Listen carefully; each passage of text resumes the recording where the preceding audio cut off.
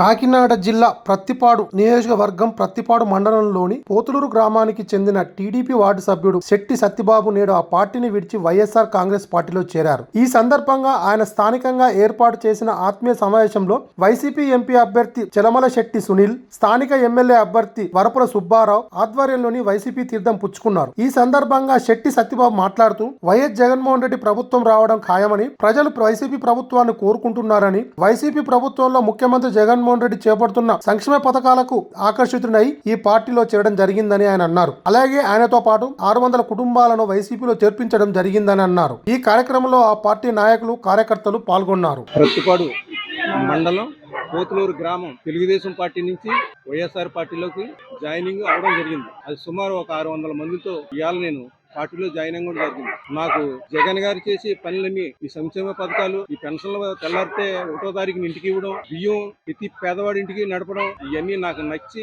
నాతో నడిచి ప్రతి ఒక్క ఓటరు కార్యకర్తలు కలిసి ఇవాళ వైఎస్ఆర్ కాంగ్రెస్ పార్టీలో సునీల్ గారు, వరపుల సుబ్బారావు గారు, అనంతబాబు గారు సమక్షంలో పార్టీలో జాయిన్ అవ్వడం జరిగింది.